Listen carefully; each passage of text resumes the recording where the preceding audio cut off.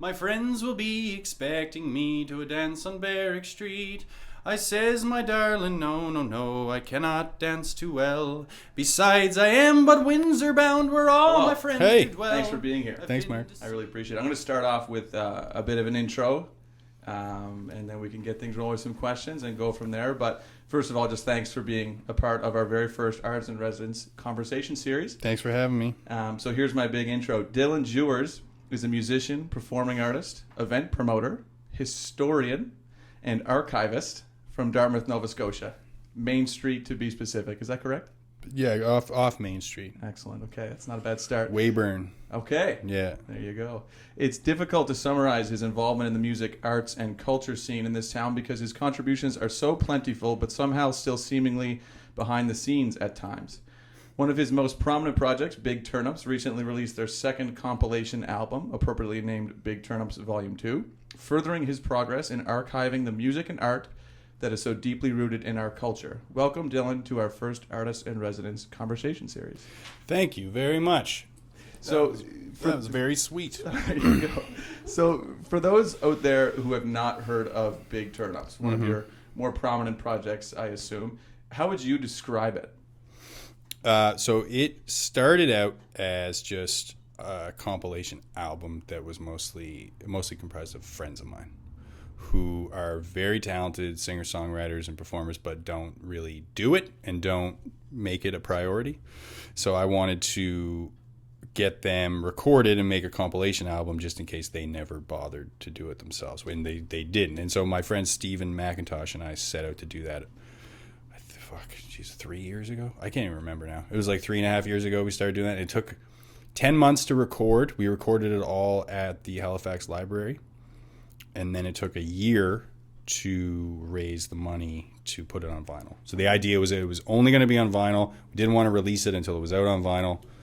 And so that took... So yeah, it was a 22-month process. But then it turned into a label. So now it's Big Turnip Records is the label, and the point of the label is to collect and promote roots music, mainly rooted in Atlantic Canada, with a heavy focus on Nova Scotia. Okay. Yeah. So Big Turnips Volume 1, you're a musician in your own right. Sort of. You didn't perform on it at all. No, I am. I'm on it. Okay. Yeah, and I won't... So I did a ballad. I did an old Newfoundland folk song on it, and I'm like doing backup vocals on a few tunes. Okay, but your main role in it is actually as a bit of a facilitator. I was a facilitator. Bringing people in. Steven recorded everything because he had some knowledge of that. I didn't at the time. I still don't really. I did Volume 2 all myself, but I shouldn't have. Okay. Yeah, so I was the producer. I set everything up. I picked the tunes, I picked the performers, I set the times, and I just kind of stood in the background and was like, "Oh, that sounds good." And so you and I, and I should mention, this whole idea actually sparked of doing interviews for Artists in Residence sparked in our backyard when you had dropped off Big Turnips Volume 2, and I started to hear some stories, and so I said, I got to stop you. We got to get this recorded. So Volume 2 is actually a different take. Volume 2, I'll let you describe it in your own words, but rather than local artists, getting them on record so that they can show their own music and have that archived, this is more about traditional songs of Nova Scotia, but not necessarily just the classic Scottish, Irish, Gaelic folk. Is that accurate? So I'll let you run with that. Yeah, so Volume 1 is more singer-songwriter based stuff. Well, a lot of the artists that are on it are involved in trad stuff or like old-time country or old-time blues, but for the most part it's just singer-songwriters. But what Volume 2 is, and what my plan for the however many volumes I end up doing, all the compilation albums from now on are going to be traditional material. And so Volume 2 is like you said, there's Scottish related stuff, Cape Breton fiddle tunes, there's English ballads, there's Irish ballads, there's an American Civil War song, there's music from Ghana, from the Ashanti region of Ghana, there's Persian trad stuff, and the Muhammad Sahari, the man who performed them, told me that the songs are between 3,000 and 4,000 years old. Wow. Yeah. Holy. Yeah, I know. And so by telling their stories and by sharing those songs, you're also telling the stories of Nova Scotia, because we're not just the one specific type of Exactly. So my goal is to get as many cultures that are prevalent in this part of the world, and their music and their stories and their histories on record. Because so Helen Creighton is the inspiration for this, and that's what she did. But when she was working, there was only so much diversity. Mm-hmm. Since she stopped recording over the last 50, 60 years, there's been, an explosion of multiculturalism within Atlantic Canada. Yeah, even within the last 10 to 15 years. Exactly. Yeah. So my hope is to just get it all down. Yeah. Okay. That's actually one of the things we talked about before. Was you told me a little bit about Helen Creighton and her story. I found it fascinating that she was a wealthy person. I didn't know she's that. she's almost like an aristocrat. Right. Yeah, she was. Her family have been here since Cornwallis times. They were big wigs right away, and she just was born into a very prominent, wealthy family. A lot of places around Nova Scotia, or mostly Halifax, Dartmouth, are named after her family and people connected to her family. A lot of street names, a lot of lakes, a lot of areas are connected to her lineage. And so she could do whatever she wanted. She was born in the late 1800s and grew up in Dartmouth. And she went to university because she could and because she wanted to. And she was a journalist. And then she got interested in song collecting when she was in her mid to late 20s in Eastern Passage and Devil's Island. And then she decided that's what she was going to do. Because she could. She could do whatever she wanted. She didn't have to do anything. She could have just sat in a room and had people bring her tea and right. and sandwiches all day long if she wanted to. But she didn't. She wanted to do stuff. So she got to work. So I have a copy here with me. It's an original copy of her first book from 1932. Holy. Which was published in Toronto. Songs, Ballads in Nova Scotia. And after that, she started recording people. So the first thing she did was just collect the songs, write little tidbits about the songs, get the staff music in, and the lyrics. And then after that, she started actually making records. So there's 2 albums that came out in the late 50s and early 60s of compilations. She recorded over 4,000 songs. There's over 5,000 recordings, but only 40 some are available to the public. Holy! So, do you mind if you hold that up for a second? Yeah, no, of course. So, Dylan was describing this book as very expensive before we started recording. Yeah, I don't want to get into it. Yeah. But wow. Yeah, it's gorgeous.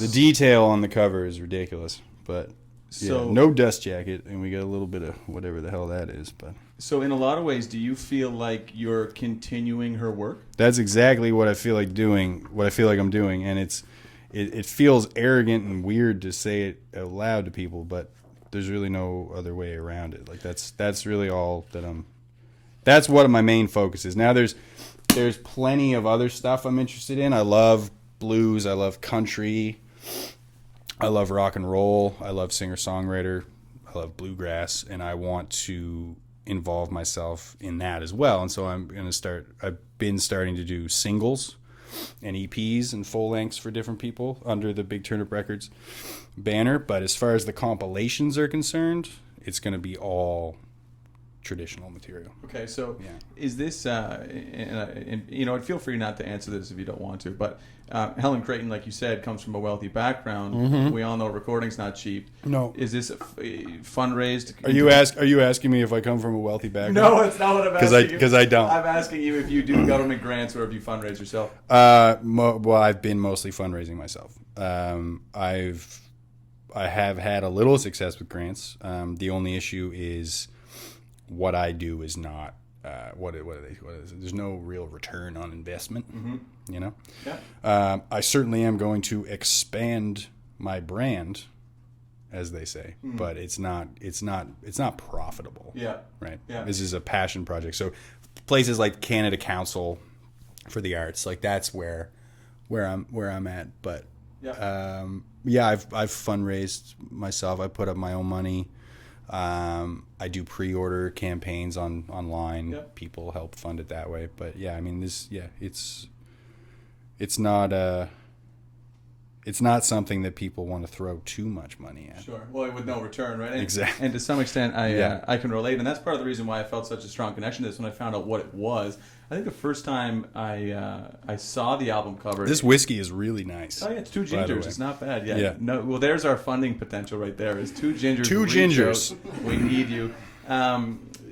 Big Turnips record was behind. I think it was Eric Stephen Martin. Who's It here was behind the Eric. camera, DJing with the Big Turnips record behind them, and I just thought the name was funny. Turns out it comes from a really cool expression. It's a Joseph Howe quote. Joseph Howe. Yeah, the father of Canadian journalism. Right. And what is the quote? You don't need a big field to raise a big turnip, I love which that. is basically what he's saying is it's about being successful in Nova Scotia in the 1860s, I love that. basically. That's fantastic. But it's still I think it still holds true now. Absolutely, it does. Yeah. And I can kind of relate to what you're getting at. I think we have different paths, but with Artisan Residents, and that's the reason I'm so glad that you're the first guest to do this sort of conversation. Is it's a little bit about archiving. It's a little bit about marking a place in a time. Yep. And something that continues on a legacy like that.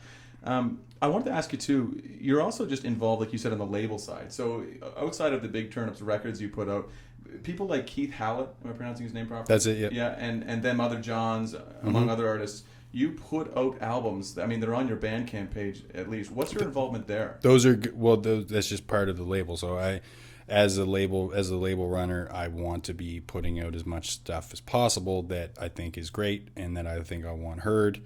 Keith is a bluesman from Fredericton, and he's been at it since he was a teenager.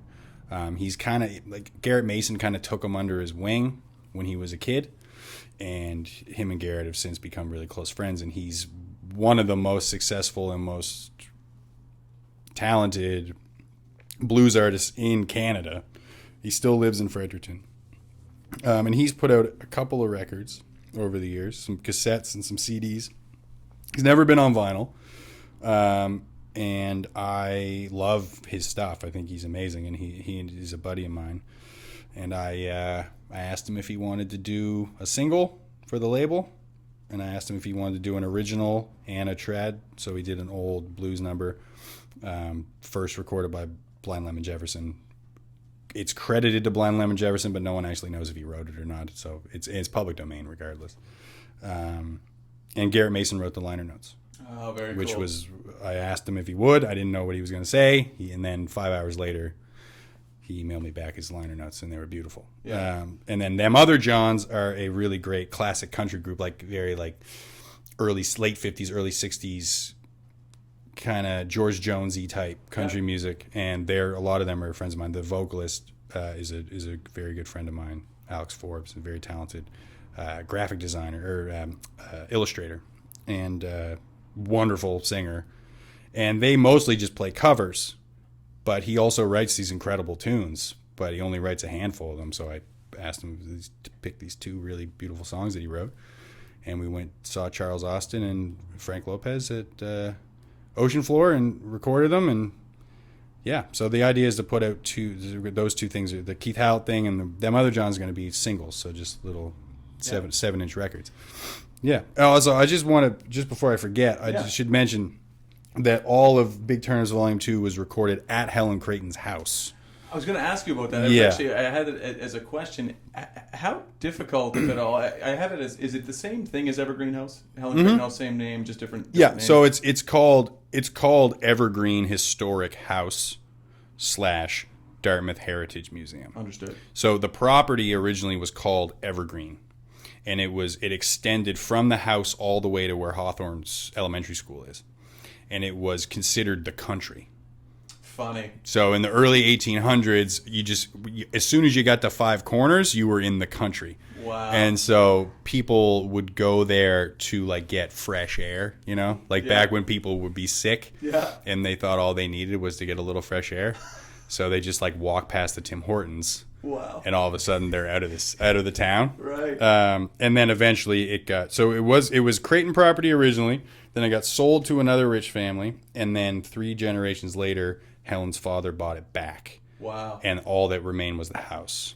And then that's where she grew up, and she lived there her whole life until like the last 8 or 9 years of her life, and then she moved to a small apartment down on by Banook Lake. Okay. and the house then became government property. Right. And it's the Dartmouth Heritage Museum, but it's mostly focused on her and her family and the history of the house. Was it? I mean, you've put on events there. You've recorded there. Yep.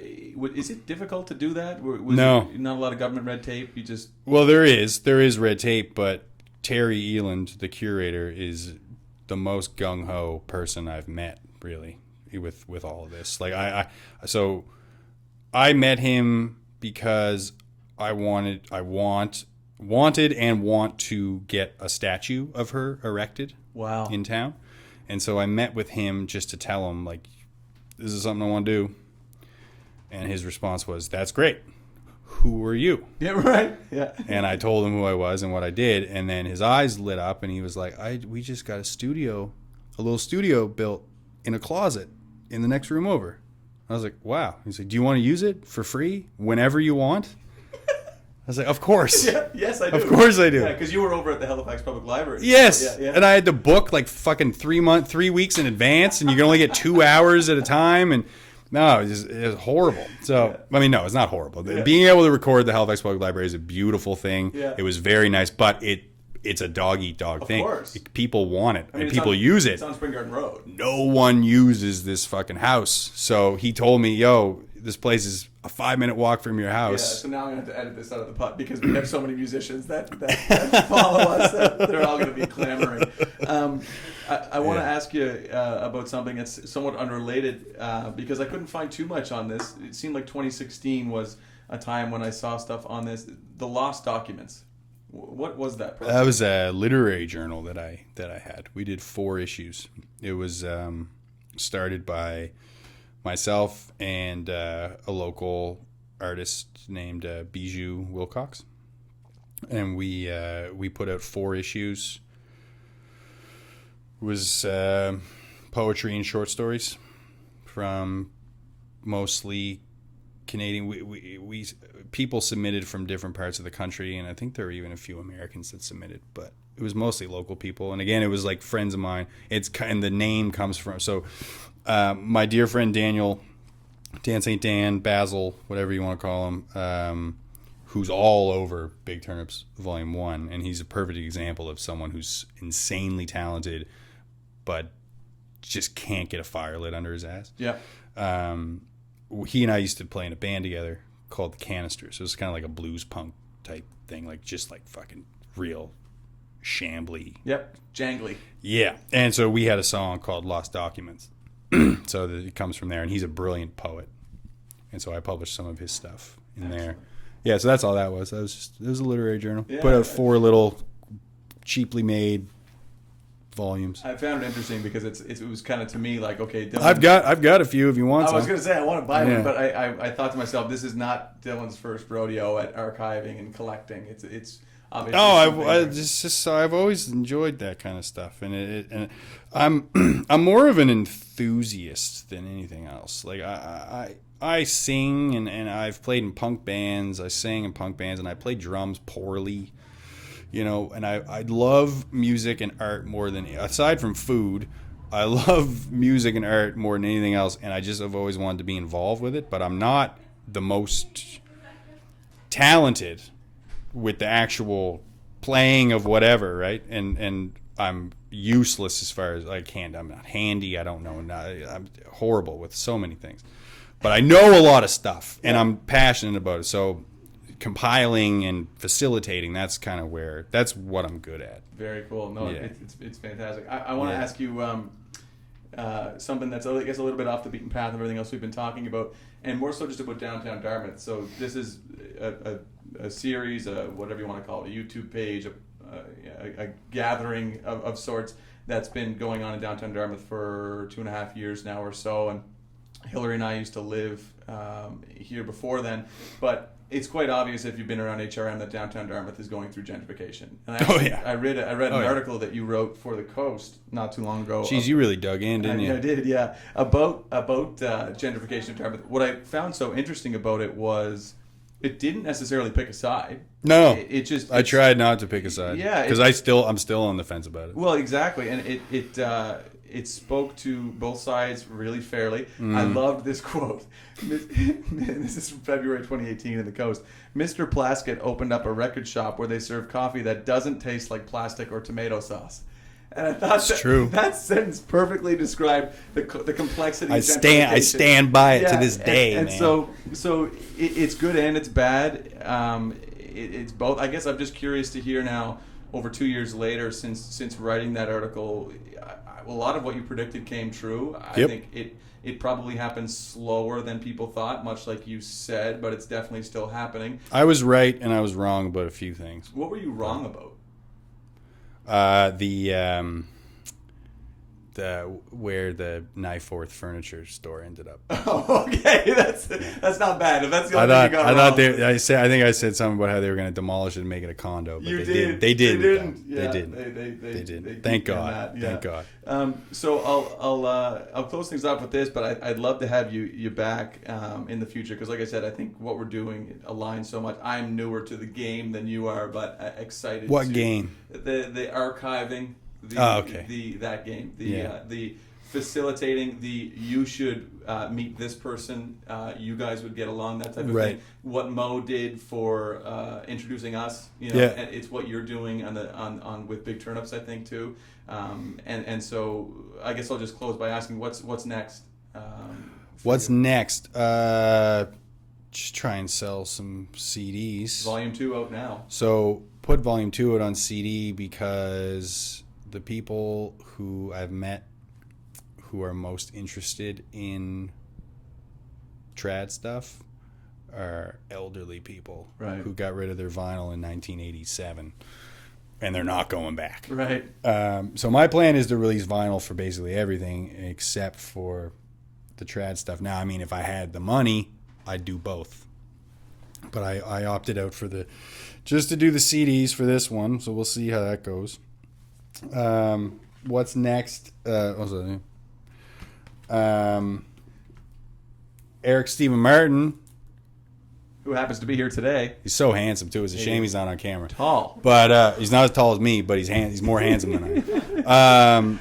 He and I did a folk record there a few months back at Evergreen. It's not going to be released on Big Turnip Records. It's going to be released independently through him. I produced it and helped facilitate and recorded it. Mixed by the wonderful Joel Waddell. Okay. Is he the drummer? Rich O'Coin's drummer. He's a guy who looks like a wizard. But also he's Buttes. Yeah, right. Yeah, right. He's a beautiful, beautiful person. Yeah. I'm going to take one of those tunes. I threw him a Creighton song. It's an old Scottish and Irish song that was recorded on one of the Creighton records. I'm going to throw that on Volume 3.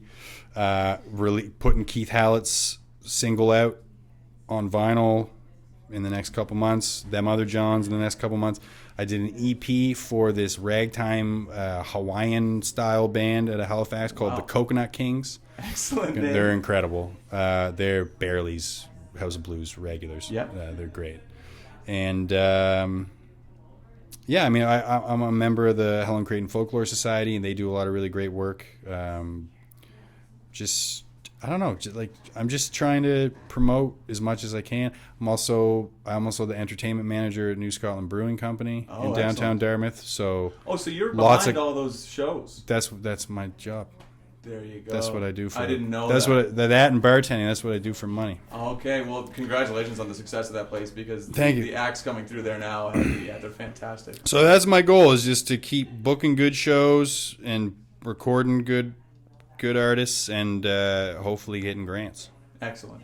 Well, hopefully this helps. Thanks so much for everything, man. I really appreciate it. Thanks, man. I appreciate it. Expecting me to a dance on Berwick Street, I says, my darling, no, no, no, I cannot dance too well. Besides, I am but Windsor bound, where all my friends do dwell. I've been to see